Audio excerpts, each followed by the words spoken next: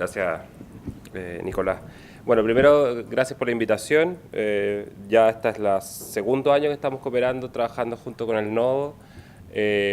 Como fundación nos interesaba también poder venir a dar una visión desde el trabajo nuestro, en la idea de ir complementando algunos temas.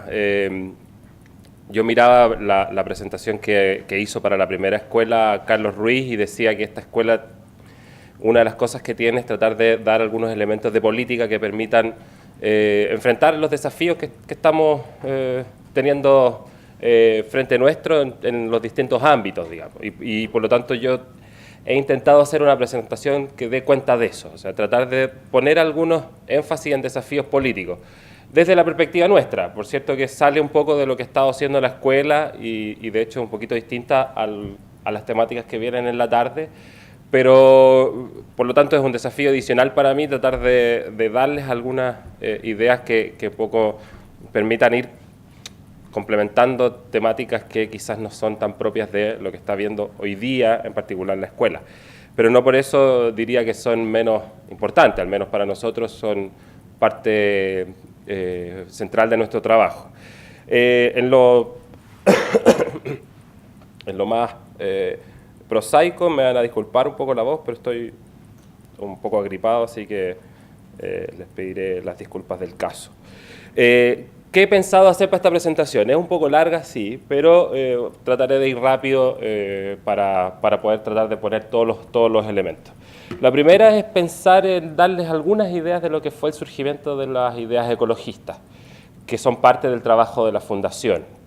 Nosotros somos una fundación ligada al Partido Verde Alemán, del cual somos asociados, no somos dependientes, y el Partido Verde y la Fundación tienen ideas que provienen desde el ecologismo, pero que tienen muchas vertientes, y quisiera comentarles algunas como para tener una visión global, digamos. Después, tratar de dar una visión de lo que nosotros estamos viendo como el contexto de lo que llamamos la crisis múltiple. Les enviamos un documento, pero quizás podemos profundizar en algunas ideas sobre esta crisis múltiple. Entonces, yo la divido en tres partes. El primero, lo que es una visión más global de algunos de los aspectos. No logramos entrar en todos, pero algunos aspectos que son llamativos al menos. Después, una bajada a la región, también con algunos aspectos particulares de lo que estamos viviendo en la región, y después hago una bajada a Chile, como también elementos propios de lo que nosotros estamos viendo, de los desafíos que enfrentamos, y después más algunas preguntas o visiones desde lo que nosotros interpretamos como la necesidad de hacer una transición. De alguna manera, la idea de la transición está muy vapuleada en este país por los usos que tuvo en algún momento, pero defendemos el concepto en el sentido que esta idea de transitar hacia algo distinto, digamos. Ahora, los métodos, las políticas, los mecanismos, las fuerzas se van construyendo, pero la idea de salir de un estado en el cual estamos y avanzar hacia otro estado debiera ser propio de una idea de transición, que es la que nosotros defendemos en nuestro trabajo. En particular, pensamos en políticas para la transición, en el entendido que inicialmente no se va a poder hacer todo, al menos esa es la mirada pesimista nuestra, y por lo tanto necesitamos hacer un avance hacia otra vía, en ese sentido. Yo diría que el pensamiento ecologista, para partir, en general no es lineal. Tiene altos y bajos y tiene distintos afluentes. En particular, la temática ambiental, que son distintas, pero la temática ambiental surge de un problema de clases a partir de 1800. El higienismo obrero o el ambientalismo obrero fue el origen del ambientalismo por allá por 1800, digamos, cuando se daban las primeras, se estaba iniciando la sociedad industrial, se empiezan a generar conflictos ambientales propios del proceso de industrialización. Entonces surge una típica vía ambiental que es higienista, digamos, que es una primera vertiente. Pero también se suele confundir la ecología con el ambientalismo y con el conservacionismo, así que voy a tratar de brevemente darles algunas ideas de las diferencias. El movimiento ambiental en general trata de mejoras en la calidad del aire y el medio ambiente, así como en términos resumidos. Y también tiene una visión muy antropocéntrica, es decir, mejora para nosotros, ¿no es cierto? Propio de una visión mucho más individualista. El conservacionismo tiene un énfasis en la naturaleza, más naturalista en ese sentido, ¿no es cierto?, en los paisajes y en las especies. En cambio, nuestra defensa de lo que entendemos como la ecología, entendemos una mirada que se reconoce como o se entiende como la ciencia del hábitat. Pensamos en los ecosistemas como un proceso más integrado. No pensamos en el medio ambiente separado de los seres humanos, sino que en un proceso integrado. Por eso, a mi juicio, es más compleja. Es una mirada mucho más compleja porque tiene que pensar en equilibrios que van más allá de las necesidades humanas y más allá de las necesidades de la naturaleza, sino que tienen que intentar integrarlo. Algunos hitos breves. Fíjense que a partir de 1800 se empiezan a generar los primeros comités de molestias en el ámbito ambiental, el ambientalismo, lo que les decía, las sociedades industrializadas en Inglaterra, fíjense dónde se dan, países que están iniciando el proceso industrial, y se crean las primeras leyes de calidad del agua, por ejemplo. En cambio, el conservacionismo tiene una mirada más zoológica inicialmente. Se crean las primeras reservas naturales en Francia, pero más asociadas a la aristocracia. Es decir, cuidemos el paisaje porque queremos irnos a pintar, digamos, aunque suene así, pero esa era una lógica inicial. En cambio, la ecología empieza a ser más una ciencia, surge como una ciencia. Hay algunos primeros esbozos del balance de la naturaleza en Heterodoto antes de Cristo, pero ya la construcción propiamente tal se viene a partir de 1900. Fíjense que el periodo más productivo fue un periodo propiamente conservacionista. Los primeros parques nacionales surgen en estos periodos, se crean, por ejemplo, en 1800, el Día del Árbol, como una lógica de ir construyendo esta defensa del patrimonio natural. En la región, en 1917, se crean los primeros parques nacionales como un mecanismo de conservación, y se lo encuentro por ahí. El primer parque nacional es Yellowstone en 1872, y ya veremos las importancias que eso tiene a posteriori, porque después se dividen las instituciones. A nivel internacional también se estaban dando algunos acuerdos. Por ejemplo, fíjense que los primeros acuerdos se dan en el mar de Bering a partir de la protección de las focas, digamos. O sea, hay una intención, hay un interés que sigue siendo muy conservacionista todavía en esta primera etapa que yo llamo hasta 1950. Entonces, para resumirlo, diría que hasta el 1950 hay una mirada más de clase en el ambientalismo. El conservacionismo es muy aristocrático en esa época, y la ecología es un trabajo más científico, como para resumir lo que fue ese periodo. Creo que la presentación va a estar disponible después, ¿no? Para que ustedes no tengan que anotar necesariamente todo. La segunda etapa surge a partir de 1950, y es interesante porque hay una etapa donde está el enfoque de la modernidad propiamente tal, de la industrialización post-Segunda Guerra. Hay una expansión del proceso industrial de Fordismo, hay un aumento del uso de la energía, toda la producción o la demanda de petróleo que surge en ese periodo es fundamental para lo que viene posteriormente. También se da en el entorno de la crisis del petróleo en los 70, que a su vez reaviva el interés por el uso de fuentes nucleares, que a su vez implica la decisión de algunas organizaciones conservacionistas que paradójicamente estaban a favor de las fuentes nucleares en desmedro de las fósiles, porque decían que contaminaban menos, digamos, pero uno sabe que hay otras implicancias, digamos, posteriores y quizás más riesgosas. En ese periodo, a propósito de esta crisis y de las diferencias, surgen organizaciones como Amigos de la Tierra, no sé si la han escuchado o la conocen, una organización internacional bastante importante, que nace de la decisión de una organización que se llamaba Sierra Club, que era una organización conservacionista que se dividen básicamente porque no hay acuerdo respecto del uso de las energías nucleares. Y aparecen algunos libros relevantes para ese periodo. Uno se llama La Primavera Silenciosa, que dice que con el uso de los pesticidas vamos a llegar a tener una primavera sin animales, sin pájaros, por eso le llama silenciosa, digamos, porque vamos a estar viendo bosques que no van a tener animales, digamos. Y aparece un libro también muy reconocido que se llama Los límites del crecimiento, hacia principios de los años 70. Este libro lo que hace es plantear una crítica respecto del modelo industrial y dice que si seguimos así, la sociedad mundial va a colapsar.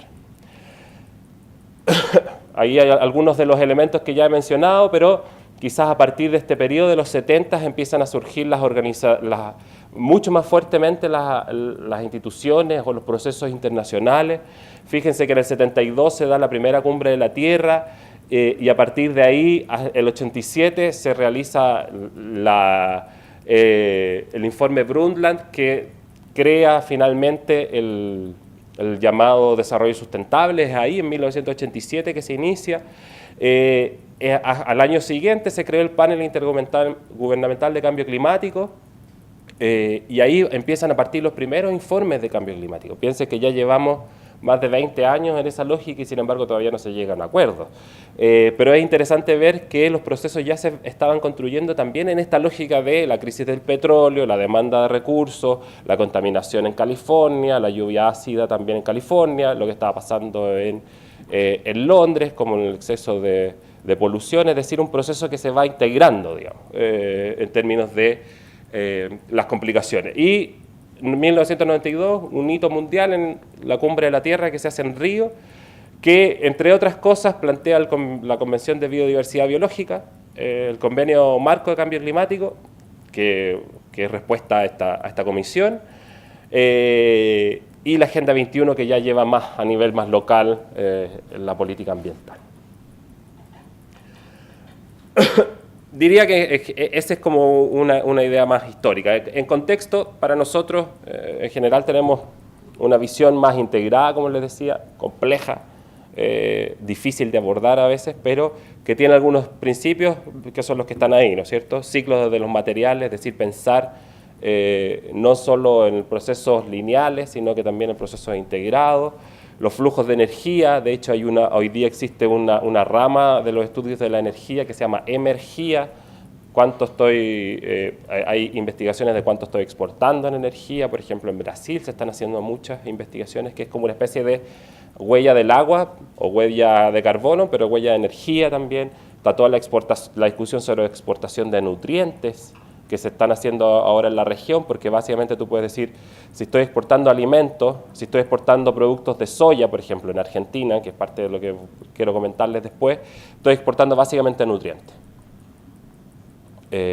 No estoy exportando alimentos, porque en realidad los alimentos son alimentos que se utilizan para piensos de ganado animal, no son para la alimentación humana necesariamente. Las redes y los equilibrios dinámicos son integrados en esta visión.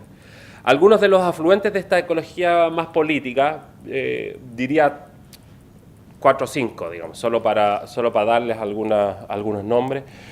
Uno de los primeros, Arne Naess, que habla de la ecología profunda. Inicialmente él tenía esto era un trabajo más científico, pero su trabajo tuvo tanto efecto que terminó siendo un movimiento político y que básicamente lo que hace es decir que el ser humano tiene que estar en armonía con el medio, no fuera ni dentro, sino que siendo parte de esta visión biocéntrica donde está todo integrado. Murray Bakin habla de una crítica radical al manejo social, y de hecho él tiene toda esta lógica de la ecología social. Critica el productivismo y el capitalismo en particular. Aparece también todos los trabajos de André Gorz, con una crítica brutal al capitalismo y al crecimiento capitalista.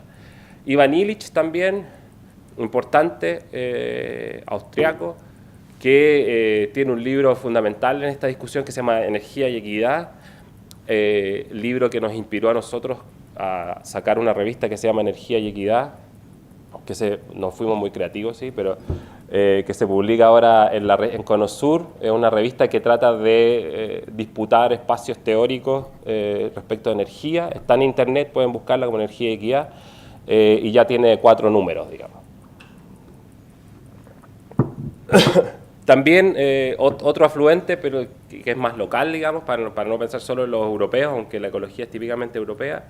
Chico Méndez, en toda esta discusión, no sé, seguramente lo conocen, cauchero, que después se puso a defender básicamente toda la selva amazónica en el Brasil, digamos. diría en general, como para ponerlo en disputa, que uno podría resumir las ideas políticas en estos 4 cuadrantes, digamos, entre ideas liberales, autoritarias, izquierdas y derechas, y que las ideas de la ecología en general no estarían en ninguna de ellas, digamos.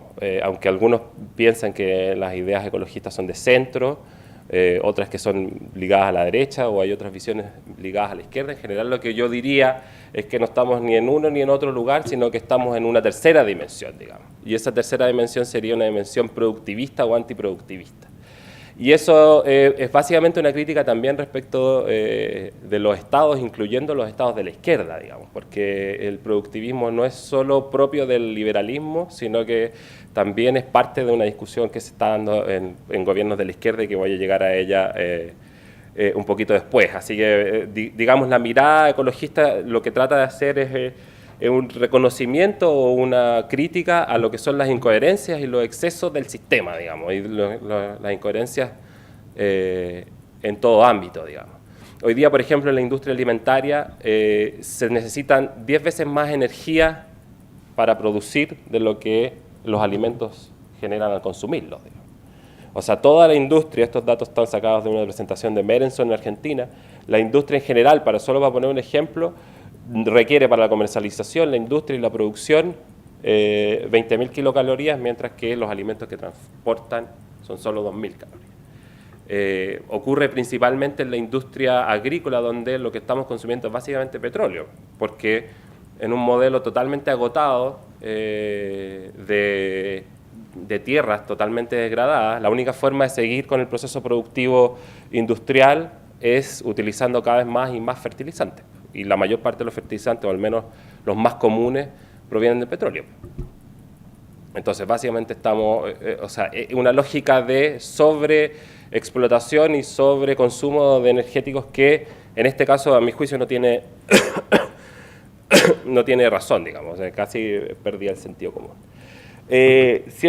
He vuelto a mostrar esta imagen hace una presentación que di hace unos días porque da cuenta un poco del proceso de crítica que nosotros estamos haciendo.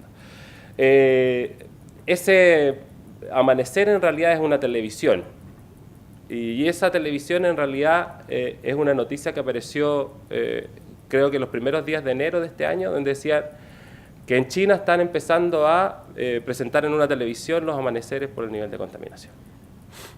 Entonces, la pregunta es si en este proceso conflictivo, digamos, en este proceso social, hasta dónde estamos llegando, digamos, y cuál es la visión nuestra, digamos, desde la ecología, ¿no? O desde una mirada más política verde. Entonces, volvamos un poquito atrás. Los límites del crecimiento que les comenté, era un libro que dice que básicamente los recursos no renovables se van a ir agotando y también se va a ir agotando la capacidad de absorción de los sistemas. El modelo inicial lo que decía era, los recursos, dado el nivel de consumo que estamos teniendo, los recursos van a empezar a caer, la población va a empezar a subir y por lo tanto los alimentos, no va a haber correlación entre los alimentos y la población y vamos a entrar en colapso, ¿no es cierto? Esa idea fue, digamos, muy llamativa y terrorífica al mismo tiempo para el periodo, pero fue también tributaria de lo que pasó posteriormente con todos estos organismos internacionales que empiezan a surgir a propósito de esta crisis, digamos. Y los estudios que se han hecho posteriormente, esta línea en gris muestra cómo se comportaron las proyecciones versus lo que fue la realidad hasta ese periodo, digamos. Y en la mayor parte de los casos la tendencia se mantuvo, digamos. Es decir, estamos enfrentando un proceso social donde esta lógica de consumo infinito de petróleo, con un modelo globalizado de consumo, con demandas infinitas de alimentos que no son necesariamente para la producción o para las personas, sino que son básicamente para la producción de ganado, podrían empezar a colapsar el sistema y hay algunos indicios que generan ciertas críticas, digamos. Diría que en general uno de los problemas que tiene es que el modelo económico que tenemos vigente es un modelo económico que tiene dos dificultades. La primera es que está separado de la base material y la segunda es que está separado de la base real. Las economías liberales o neoliberales son típicamente economías que no consideraban el medio ambiente como un factor de análisis, sino que estaba todo el flujo circular de la renta, pero en ningún momento se incorporaba una reflexión sobre de dónde saco esos recursos o de dónde vierto esos recursos. Y por lo tanto, es un modelo de crecimiento, es un modelo cerrado, de crecimiento infinito, sin implicancias fuera del sistema, al menos no en la lógica teórica, y por lo tanto hay un desequilibrio entre lo que es la realidad y lo que es el proceso de construcción de los modelos. Entonces, la política pública y los gobiernos en general, incluidos los de la izquierda, se preocupan siempre de cuánto crecemos como un objetivo de política nacional. Sin embargo, una reflexión más amplia debiera decir por qué habría que crecer. Por ejemplo, Serge Latouche, este economista francés, plantea toda esta lógica del decrecimiento como una reflexión, que no vamos a incorporar aquí, pero plantea una visión de, en vez de seguir creciendo, ¿por qué no reducimos el crecimiento? ¿Cómo crecemos? ¿En qué sectores? ¿En qué actividades? ¿Para qué? ¿Y dónde? Yo diría que la economía ecológica, la política verde trata de dar algunas de esas respuestas, o por lo menos intenta o esboza algunas propuestas que no están necesariamente incorporadas en otras visiones. La economía ecológica, según algunos autores, que es la definición más sencilla y que a mí me parece interesante, dice que reconoce el medio ambiente como una realidad compleja y donde además se juegan valores éticos, digamos. O sea, la ética, la complejidad y la integración debieran ser una mirada que debiera darnos algunas ideas o algunos principios relevantes. Pasando al diagnóstico de las ideas, nosotros asumimos esta idea o nos gusta esta idea de la crisis múltiple. No es que nos guste que haya crisis múltiple, sino que defendemos la idea de que no podemos mirar las crisis por separado. A partir del 2008 se planteó una crisis financiera que intentó poner fuera del debate muchas cosas. Por ejemplo, la discusión de Copenhague en el 2009 sobre cambio climático estuvo muy permeada por la crisis financiera. Entonces los gobiernos que habían dado algunos avances paulatinos, no tan profundos, pero avances al fin, retroceden en ese momento diciendo tenemos que resolver la crisis financiera porque esto es prioridad. Entonces todos los fondos que se estaban poniendo para medio ambiente empiezan a limitarse y en parte Copenhague y toda la discusión de cambio climático fracasa ahí en el contexto de la crisis financiera. Lo que nosotros decimos es que cuando enfrentas una crisis múltiple no puedes resolverla con instrumentos específicos, sino que tendrías que resolverla con instrumentos múltiples. En particular, y siempre doy este ejemplo, a propósito de esa crisis del 2008, nuestros países vecinos, Brasil y Argentina, utilizaron subsidios para las industrias automotrices como una forma de reactivar sus economías. Entonces, la utilización de los subsidios a las industrias locales es una política típica económica que se ha usado durante mucho tiempo en nuestros países, digamos, como una forma de reactivar las economías. Pero cuando tú le incorporas la variable ambiental, podrías decir que la industria automotriz no debiera ser una industria que debiéramos promover, al menos no en países que tienen altas contaminaciones como Brasil, por ejemplo. Entonces, entendemos que si uno solo mira o solo hace los elementos de la crisis económica, probablemente podría llevar a cabo políticas ortodoxas de ese estilo. Pero si incorporas otros elementos, tendrías que tener una mirada mucho más amplia, ¿no es cierto? Y lo que nosotros intentamos, o por lo que abogamos, es tener una mirada más amplia y no necesariamente tan específica respecto de algunos sectores. También diría que hay un elemento central aquí, que es esta idea de la producción lineal, que es parte de todo este desgaste ambiental y todos los efectos que tiene. Esta lógica productiva lineal, que es extraer, producir, consumir y desechar. Lo voy a mencionar más adelante, pero la propuesta de una estrategia de gobernanza de recursos naturales incorpora una producción circular, no lineal, donde en vez de desechar sea reciclar o reproducir o reutilizar. Entonces vaya cambiando la lógica en ese sentido. Algunos detalles de esta crisis. para seguir siendo pesimista, básicamente, en vez de reducir las emisiones a partir de los años 90, lo que hemos tenido es que ha habido aumentos de las emisiones y en general cada vez va a ser más difícil porque las necesidades que se tenían para el 2020 y que no se han cumplido van a tener que seguir siendo mayores hacia el futuro, es decir, hay que tomar decisiones drásticas si es que realmente se quiere reducir las emisiones de CO2 y controlar el aumento del clima. Los aumentos de la pobreza, la persistente desigualdad cada vez mayor, la crisis energética como algunos de los elementos, o la crisis alimentaria, son parte de esta mirada. Cuando se ponen todos los focos en la crisis financiera, se dejan de lado algunas otras problemáticas. Cuando tenemos un modelo productivo hiperconsumista, el consumo, las necesidades de petróleo van generando otros efectos que uno debiera tomar en cuenta. Algunos datos respecto a esta crisis. Estos datos salieron el año pasado respecto de el nivel de concentración económica a nivel mundial. Lo que dicen es que el 0,7% de la población tiene el 41% del ingreso y de ahí hacia abajo, digamos. O sea, investigan los niveles de concentración y inequidad mundial y van dando cuenta de que cada vez esa concentración aumenta en vez de reducir como proponen las economías liberales. Estos datos muestran la relación entre el nivel de desarrollo económico y las emisiones de CO2 y es casi obvio decir que entre mayor es el nivel de desarrollo como al cual aspiran nuestros países, mayor es el nivel de emisiones. Sin embargo, países como China, que están por aquí, en realidad hoy día es uno de los mayores emisores también de CO2 y probablemente en el futuro, junto con la India, sean los mayores emisores. Había de alguna manera un traspaso de emisiones de un lado a otro y este proceso global deslocalizado de producción lo que ha hecho es traspasar industrias de un sector a otro y por lo tanto no es tan claro necesariamente que los países más desarrollados en el futuro vayan a ser necesariamente los que sean los responsables de las mayores emisiones. Algunos datos globales también, porque si hay desigualdad, también están los niveles de pobreza global y como vamos viendo,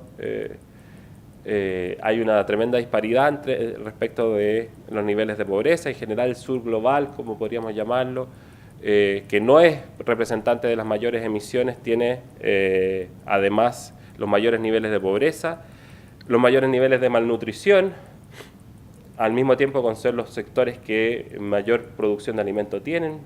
Esta es una de las paradojas que probablemente es difícil de explicar, pero los países productores de alimentos, América Latina, África y Asia, tienen además niveles mayores de persistencia en malnutrición, es decir, estamos produciendo alimentos para sacarlos fuera, y además tienen mayores niveles de vulnerabilidad ambiental.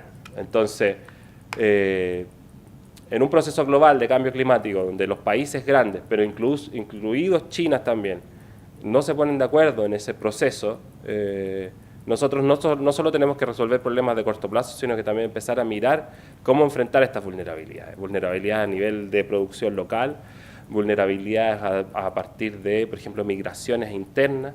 La Católica hizo ya hace un par de años un estudio sobre la economía del cambio climático y lo que decían en esa investigación es que Chile va a empezar a perder el 1% del PIB por año de aquí hasta el 2100, básicamente por cambio en la producción agrícola, movimientos migratorios, cambios en salud. Entonces, por ejemplo, toda la producción agrícola en la cuarta región, ustedes lo habrán visto en carne propia, cómo se ha empezado a secar esa zona, y por lo tanto, lo que dicen las investigaciones es que Chile se empieza a desertificar de norte a sur, tercera, cuarta región van a tener cada vez menos agua, el centro va a tener cada vez menos agua, y por lo tanto todos los procesos agrícolas y productivos van a tener que transformarse, o la producción se va a tener que ir desplazando, o vamos a tener que tener una mirada respecto a qué es lo que va a pasar con esos sectores productivos, qué es lo que va a pasar con esas poblaciones, y eso no está tan claro hoy día, porque toda la discusión que se hace es, tenemos que aumentar la producción, tenemos que aumentar la exportación de recursos agrícolas, tenemos que aumentar la producción minera, pero poco se toma en cuenta estos elementos que tienen repercusiones importantes en cómo vamos a vivir los próximos 20 años, digamos. ¿Y cómo vamos a enfrentar esos desafíos? Por eso es que nosotros pensamos en esta idea de la transición, porque tenemos que de alguna manera dar cuenta de que hay problemas en los cuales vamos a estar enfrentando y que no tenemos hoy día respuesta. El problema del agua en Santiago es una problemática relevante que no se está discutiendo. No se está discutiendo, por ejemplo, lo que está pasando con Andina 244, que va a tener efectos en el agua de Santiago, toda la producción minera en esta zona, entendiendo que es una zona en la cual los glaciares alimentan 6 millones de personas, digamos, con la producción de agua. Otro proceso relevante a nivel internacional y que para el caso chileno es poco conocido porque tenemos poco territorio, es lo que se llama el acaparamiento de tierra o land grabbing, que es básicamente un proceso donde países que requieren alimentos pero que no tienen las capacidades de producirlos, van y compran tierras en otros países, generando especies de repúblicas independientes o repúblicas dentro de otros países. Y se ha dado mucho también a partir de la crisis financiera. Cuando se viene la crisis financiera y se cae el precio de los instrumentos financieros, lo que termina haciendo los grandes inversores es invertir en instrumentos físicos, y uno de ellos es la tierra. Los precios de las tierras en Uruguay han crecido un 400% a partir de los últimos desde el 2008, 6 años. Básicamente porque cambia el foco de inversiones. Las inversiones se van a los territorios y el territorio es un espacio en disputa relevante. Aquí en amarillo están los países. Este es un estudio que hizo Grain respecto de land grabbing. Pueden buscar landgrabbing.org o Grain y van a encontrar más detalles, pero básicamente muestra los países que han estado comprando tierras en el mundo: Libia, Arabia Saudita, la India, China, y los países que han estado vendiendo tierra. Argentina tenía un acuerdo con los chinos que finalmente se cayó, pero eran 300.000 hectáreas en Río Negro, donde los chinos iban a producir soya solo para exportarla, digamos, ¿no? O sea, iban a instalarse porque lo que les importaba era la tierra, el territorio, y ese territorio les iba a permitir exportar básicamente con necesidades de producción, ¿no es cierto? Entonces hay un proceso donde la tierra se convierte en un elemento relevante. Argentina, que es un país hoy día netamente agrícola, es básicamente un país sin campesinos, porque toda la producción campesina que se hace en Argentina se hace a través de procesos industriales. La soya se planta sin siembra, se fumiga con aviones y se extrae con maquinaria, no necesitas. Hay 2.000 hectáreas que tienen que tener 10 trabajadores, digamos. Y eso lo mismo está pasando en Paraguay, en Brasil. Chile tenemos, entre comillas, la suerte de tener poco territorio y que no nos da para hacer ese proceso. Otra cuestión que me parece relevante, que hoy día ha estado puesta en disputa a propósito de la producción de petróleos no convencionales, pero diría que muchas investigaciones están hablando de que el petróleo se va a agotar en algún momento, ¿no es cierto? Esta famosa discusión sobre el pico del petróleo, el peak del petróleo, y investigaciones, por ejemplo, del World Energy Outlook, al 2006 decían que la producción iba a crecer en esta dirección, ya al 2012 la tendencia iba bajando, y los indicadores de producción en general muestran que, llegado a cierto pic, la producción va a caer y seguramente podría caer a niveles drásticos. Sin embargo, hoy día se ha planteado toda esta discusión sobre los petróleos no convencionales. Argentina hoy día está avanzando en la producción de petróleos no convencionales. Fíjense que tiene grandes capacidades o activos en petróleo no convencional, como una forma de salir de esta crisis del petróleo, pero además de avanzar en la soberanía energética. No sé si saben, pero los petróleos no convencionales se extraen, como su nombre lo dice, con métodos no convencionales y muchos de ellos con métodos muy dañinos. El fracking o fractura hidráulica lo que hace es meterle a un yacimiento hasta 30 millones de litros de agua para que haga explotar la roca, y cuando explota la roca extrae el gas enquistado adentro de la roca y por lo tanto devuelves hacia la superficie esa agua con gas, pero además con metano y con químicos adicionales que puede ser muy contaminante, genera microtemblores o terremotos, contaminan las aguas, puedes contaminar napas subterráneas, y además es un proceso que extrae de la tierra metano, digamos. Piensen ustedes en una cuestión más geopolítica. Estados Unidos, que ha sido importador de petróleo y que muchos argumentan que las guerras que ha llevado a cabo son guerras básicamente petroleras, hoy día, en los próximos 5 años, va a ser exportador neto de gas. Los precios del gas empiezan a caer por esta producción de petróleo convencional, por lo tanto, de alguna manera también hay efectos geopolíticos de este proceso. Y el no convencional tiene una gracia, entre comillas, como dicen los investigadores, y es que está distribuido de manera mucho más democrática a nivel mundial que los grandes yacimientos de petróleo. Sin embargo, eso puede hacer que cualquier país como Uruguay, que a pesar de lo pequeño que es, ya está haciendo investigaciones sobre petróleo no convencional, se empiecen a transformar en productores de estos tipos de petróleo, con los impactos que esto ya tiene, pero además tiene un discurso muy nacionalista que a mi juicio es peligroso. Sin embargo, hay investigaciones que, incluyendo los no convencionales, que son estos de arriba, muestran que incluso con convencionales en el sistema vamos a avanzar en una crisis energética. Entonces, toda esta lógica de promover la venta de automóviles y de promover esta industria del automóvil privado pareciera no tener sentido en un mundo con futura escasez de petróleo. O casos como el nuestro, Chile patético, que no hemos avanzado en el transporte vía trenes, por ejemplo, podríamos empezar a enfrentar desafíos mucho mayores en ese sentido. Imagínense que un país que es netamente exportador, como Chile, enfrenta desafíos de costos de transporte muy importantes. Las discusiones incluso, por ejemplo, sobre huella de carbono, las empresas dicen, nosotros ya enfrentamos una huella de carbono grande solo porque estamos al fin del mundo. Entonces, si queremos exportarle a los ingleses, ya tenemos una fuerte carga de huella de carbono solo por transporte. Traduzcan eso, en vez de huella de carbono, traduzcanlo a costos de transporte y probablemente también vamos a enfrentar desafíos en esa vía, digamos, sobre todo, por ejemplo, para industrias como la del vino. Y además, los no convencionales se van a agotar, pero además son más caros en general, extraer. Entonces, uno podría argumentar que no es solo que existan, sino que las posibilidades de extraerlos son mucho más costosas y por lo tanto igual enfrentamos escasez en esa vía. Y yo diría que además de los pics tecnológicos hay lo que yo llamo los pics de tolerancia, es decir, cada vez más difícil enfrentar o tolerar ciertas industrias. Algunos ejemplos aquí, estos mapas muestran las localidades donde está prohibido o los lugares donde está prohibido la extracción de fracking o la producción de petróleo vía fracking. Estas son un mapa de las ordenanzas que se están haciendo en Argentina sobre la temática energética.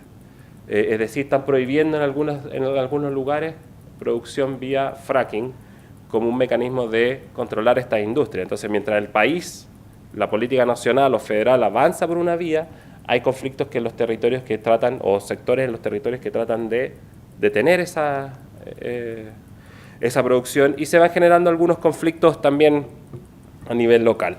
A nivel de la región más específico, yo diría que tenemos varios elementos relevantes en los últimos 20 años. Primero, consolidación de la democracia. Yo diría al menos en lo que tiene que ver con procedimientos. A partir de esta consolidación, después se han discutido elementos sobre calidad de la democracia, sobre regímenes híbridos, sobre autoritarismo competitivo, que son algunas ideas que le van poniendo apellido a la democracia en el sentido de decir, tenemos democracia, pero no siempre son del todo libres. Surgen los gobiernos de la izquierda a partir del 99, que es muy marcado en la región. Fíjense en el listado: Venezuela, Brasil, Argentina, Uruguay, Bolivia, Ecuador y Paraguay.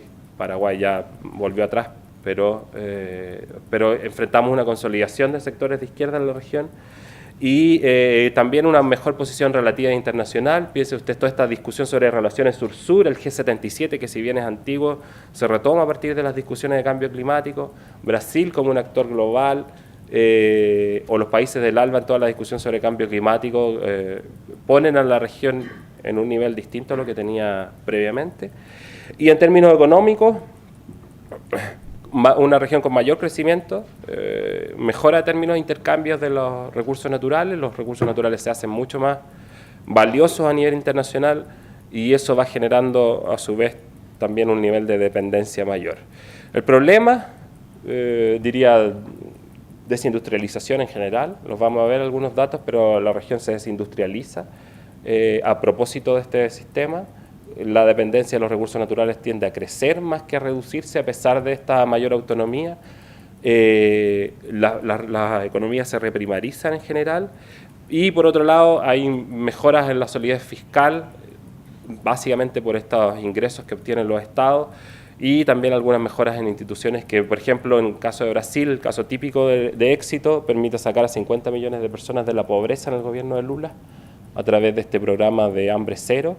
Y todos los programas de la región, Bolsa Familia en Argentina, los subsidios condicionados que se dan en México a través del programa Oportunidades, por ejemplo, son sistemas a través de los cuales los gobiernos empiezan a utilizar recursos que provienen de recursos naturales para hacer una política social, lo cual tiene ciertas dificultades porque terminan construyendo una dicotomía entre quienes estamos a favor del desarrollo nacional y quienes son los ambientalistas o los defensores de un modelo patriarcal o incluso muy conservacionista.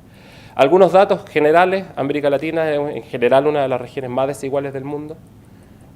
Países como Colombia, Brasil, Paraguay, Chile están dentro de los países más desiguales, con niveles de pobreza en general bastante dispar. Salvo esta zona, la región tiene niveles de pobreza, sobre todo al interior o en regiones que probablemente quede invisibilizada con todos estos éxitos regionales.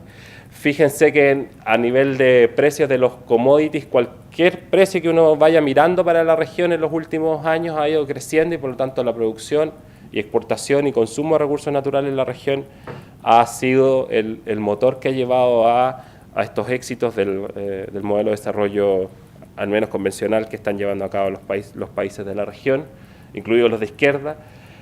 Datos de la CEPAL muestran que, si bien en los años 80 teníamos más dependencia de los recursos naturales, hoy día esta vuelve a crecer y probablemente si miráramos datos más actuales, estas cifras habrían vuelto a crecer y por lo tanto el desarrollo de nuestros países no lo podemos mirar despojado o separado de lo que pasa con los recursos naturales.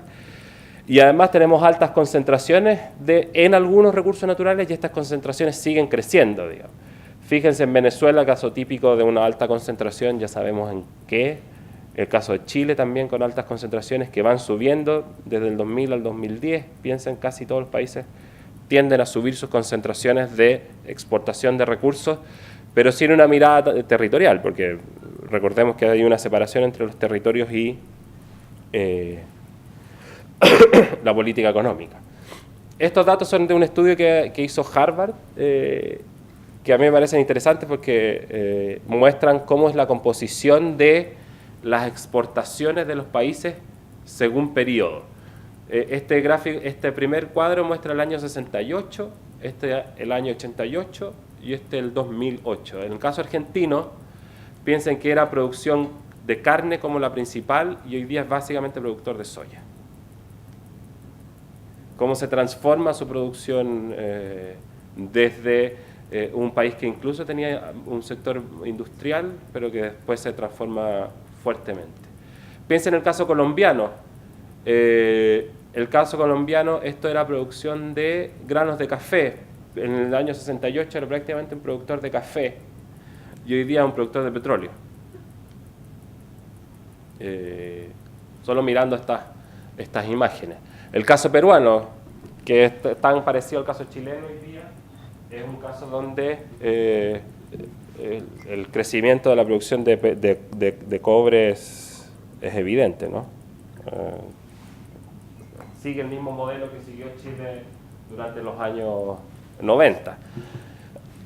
Y ahí uno puede ir revisando la situación de cada uno de los países de la región, pero además la región tiene problemas tributarios a propósito de la discusión que estamos teniendo hoy día, porque en general tenemos un fuerte rol de los impuestos indirectos por sobre los directos, es decir, el IVA por sobre impuestos a las empresas, y además a nivel subregional, que probablemente son recursos inexistentes. Entonces, cuando se empieza a discutir la votación popular de intendentes, uno debiera preguntarse también cuántos recursos van a tener esos intendentes para poder hacer gestión, porque si van a hacer solo un gobierno de pantalla, no tiene ningún sentido, ¿no es cierto?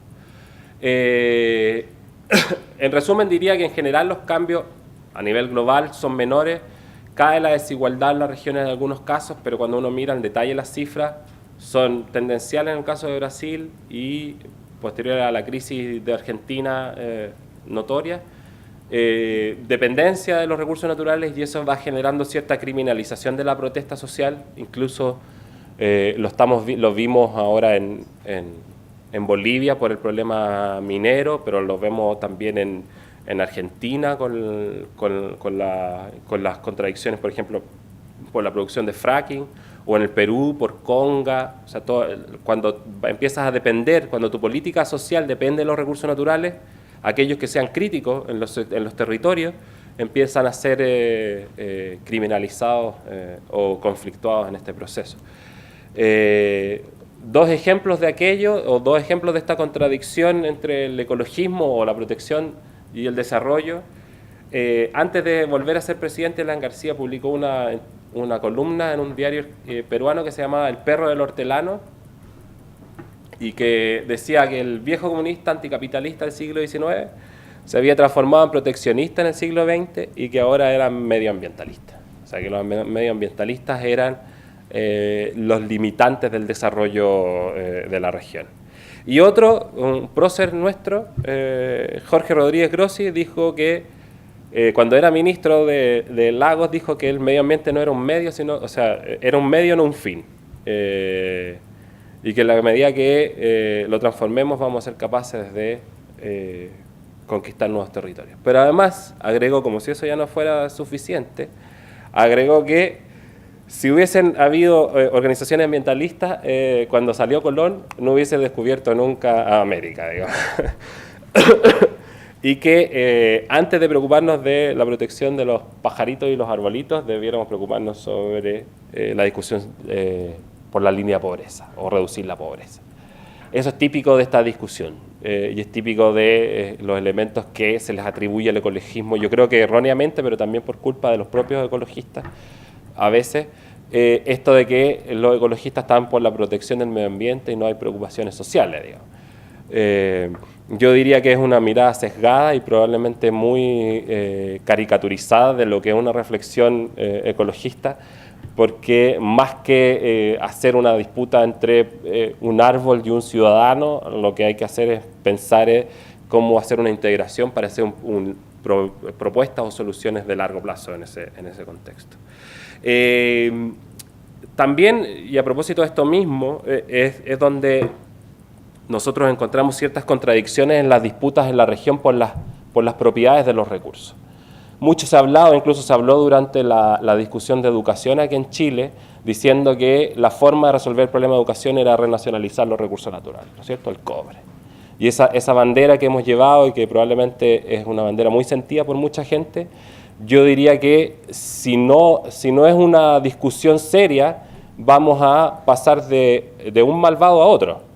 Porque en realidad lo que hemos visto en la experiencia es que Codelco es peor empresa que las empresas privadas, en términos de producción, digamos. Y por lo tanto, si uno quiere solo obtener la renta, hagamos la discusión sobre la renta. Pero el hecho de recuperar los recursos naturales no resuelve nada los problemas territoriales que está teniendo Codelco, y no resuelven nada los problemas territoriales que está teniendo YPF en Argentina, ni YPFB en Bolivia, ni Petrobras en Brasil, porque hoy día van a empezar a extraer petróleo frente a las costas de Santos, en el presal, en un proceso que es igual o peor en términos socioambientales de lo que podría hacerlo Chevron, digamos, por poner un criminal conocido, digamos. Pero entonces la disputa sobre la renta, a nuestro juicio, no basta. No basta, porque si YPF va a seguir haciendo lo mismo y peor y además utilizando el instrumental del Estado como una forma de decir, usted, o sea, los ambientalistas están en contra del desarrollo nacional, o quienes están en contra del fracking son unos vendepatrias, como hemos escuchado decirlo en Argentina, estamos en una disputa en territorios que no tienen ningún sentido. Porque para nosotros la disputa sobre la producción de fracking no tiene que ver con vender la patria o no. Y yo creo que ahí hay un elemento de disputa para nosotros que es relevante, porque hoy día, por ejemplo, a propósito de Codelco, para seguir siendo insidioso con el caso, se presentó la discusión sobre glaciares en el Congreso el año pasado. Y no sé si todos sabrán, pero Andina está tratando de ampliar Andina aquí en los Andes en un proyecto que se llama Andina 244. Y lo que dicen las organizaciones sociales y territoriales, y además algunas organizaciones incluso de Santiago, es que eso va a tener grandes impactos sobre la disposición y reservas de agua. Y lo que han dicho los parlamentarios, y parlamentarios de la concertación, es que lo que a ellos les interesa es que Codelco haga su proyecto. O sea, esta discusión de glaciares es una discusión que a usanza de Rodríguez Grossi es defender los arbolitos en vez de preocuparnos por el desarrollo nacional. Para las organizaciones ambientales, y te lo dicen así abiertamente, todos los colegas nuestros, pelear contra Codelco es más difícil que pelear contra Escondida. Porque a nivel de los territorios, o a nivel incluso parlamentario, es mucho más difícil disputarle alguna consideración ambiental a Codelco, porque nadie es capaz de ser crítico con aquel que es la billetera del país, digamos. Y lo que nosotros decimos es que eso es poco democrático. Y el avance en recursos naturales, en la lógica que está teniendo, tiene efectos sobre las democracias, tiene varios efectos. Uno de esos es lo que está pasando con las empresas públicas, pero otro es también una disputa que salió a propósito de estas elecciones, el financiamiento de las campañas, por ejemplo, que dan estas grandes empresas, que es muy nebuloso y que muchas veces no tenemos acceso a esa información. Lo que quisiera dejar adicional es que muchos de los elementos de judicialización de los proyectos hoy día para nosotros tienen que ver con una válvula de escape cuando las instituciones no están funcionando. Porque en realidad si la institucionalidad pública pudiera dar respuesta, mirándolo desde la perspectiva institucional, algunos de estos conflictos, no sé si todos, pero algunos de estos conflictos podrían detenerse previo a llegar a la judicialización. Pero como la institucionalidad no da respuesta, los proyectos se judicializan como una respuesta natural de la población a estos conflictos. Y sacas del espacio institucional al espacio de los tribunales estas problemáticas que incluso están teniendo conflictos entre distintos órganos del Estado.